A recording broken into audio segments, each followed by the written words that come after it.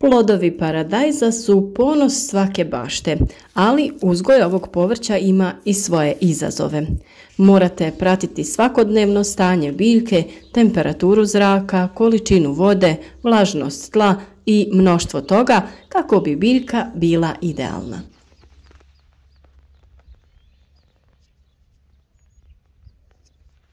Veoma često možemo primijetiti na biljkama da je došlo do pojave žutih listova. Mnogobrojni su razlozi koji do toga dovode.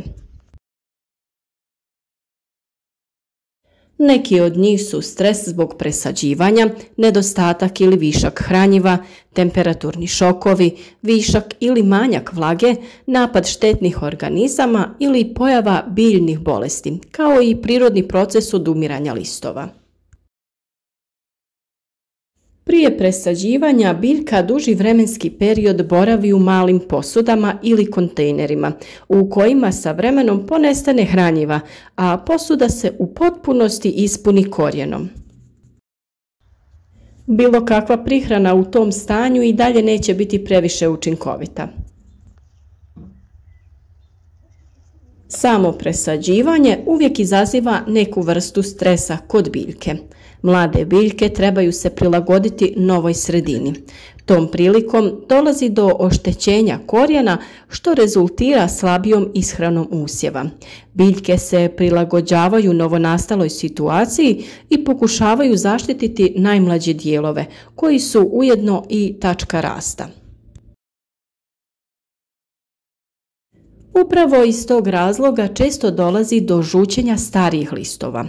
Ukoliko su oni najstariji, odnosno donji, već požutili, treba ih pažljivo ukloniti. To će omogućiti biljci da hranjiva i vodu usmjeri na mlađe dijelove. Također, poboljšat će se ventilacija, što će smanjiti pojavu oboljenja i napad štetočina. Ono što je bitno prilikom rasađivanja mladih biljaka je pravilno ih presaditi i nakon toga obilno zaliti.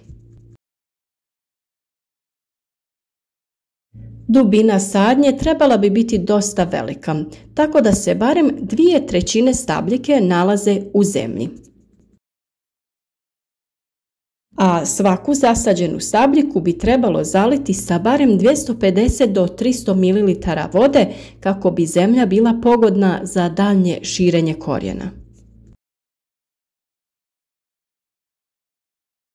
Ono što je vrlo bitno jeste da prilikom prvog zalijevanja trebate dodati određeni fungicid koji će spriječiti razvoj gljivica. Već smo nekoliko puta spominjali sredstvo koje mi koristimo, a zove se Previcur Energy. Vi naravno možete potražiti nešto slično što je vama dostupno.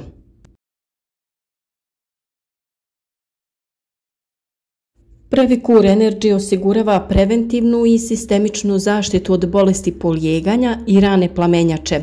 Osim toga, pozitivno djeluje na rast korijena i zakorjenjavanje, a biljke lakše podnose stresne situacije presađivanja.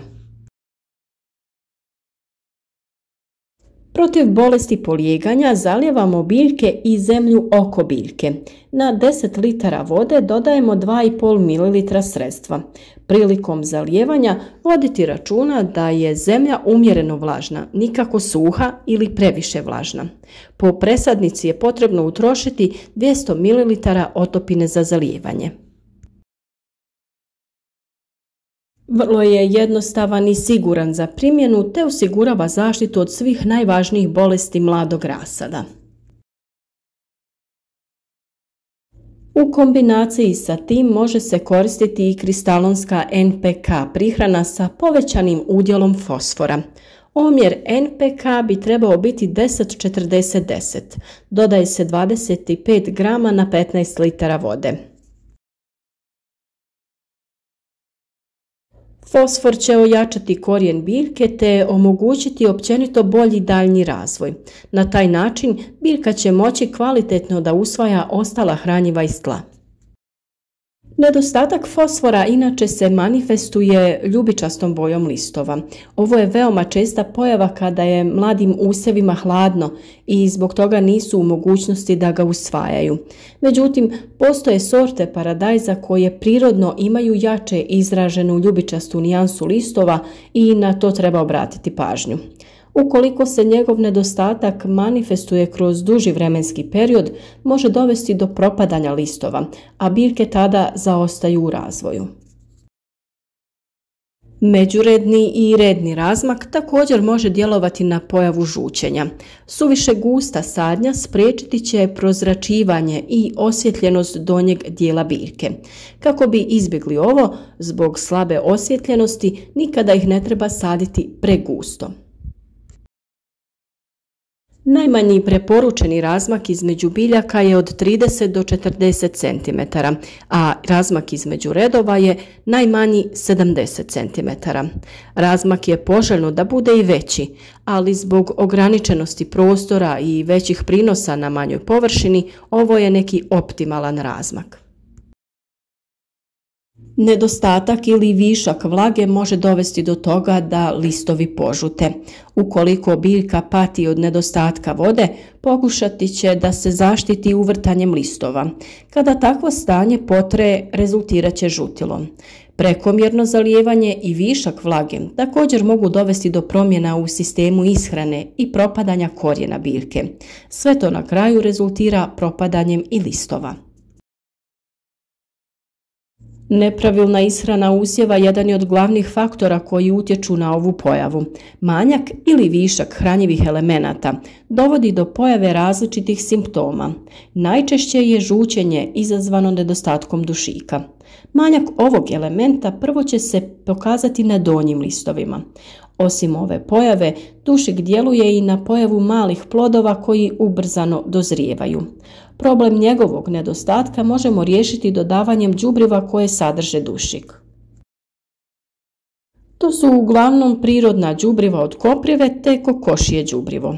A sa dodavanjem dušičnih hraniva ne treba pretjerivati, jer ukoliko se javi višak ovog elementa, on ima štetno dejstvo na gajenje biljke. Tu se opet vraćamo na temu analize zemljišta o kojoj smo dosta pričali i ukoliko želite imati kvalitetne usjeve, vrlo je bitno da odradite analizu zemljišta na vrijeme. Prihrana se može odraditi i folijarno, tada možemo koristiti pripravak od žare. A također postoje i biostimulatori, jedan od takvih je Sinergon. Sinergon 2000 je organsko tekuće gnojivo namijenjeno folijarnoj primjeni kod biljaka koje su podložene ambijentalnom i fiziološkom stresu. Organska komponenta unosi dušik u visoko primjenjivom obliku koji omogućava poboljšanje fizioloških i proizvodnih mehanizama uzgajane biljke. Na ovaj način biljke koje su gnojene sinergonom su otpornije, aktivnije, vitalnije i produktivnije. Samim korištenjem ovog preparata dobiva se veća otpornost na klimatske nepogode, bolji vegetativni razvoj, bolja opća uravnoteženost biljke i veća produktivnost. Korištenje je vrlo jednostavno, 30 ml ovog sredstva dodaje se na 15 litara vode i sa tom otopinom folijarno prihranjujemo biljke, to jest pošpricamo ih preko lista. A sada se opet vraćamo na NPK kristalonsku prihranu sa kojom možete brže oporaviti biljku. Dušik ima oznaku N i u omjeru bi on trebao biti najveći.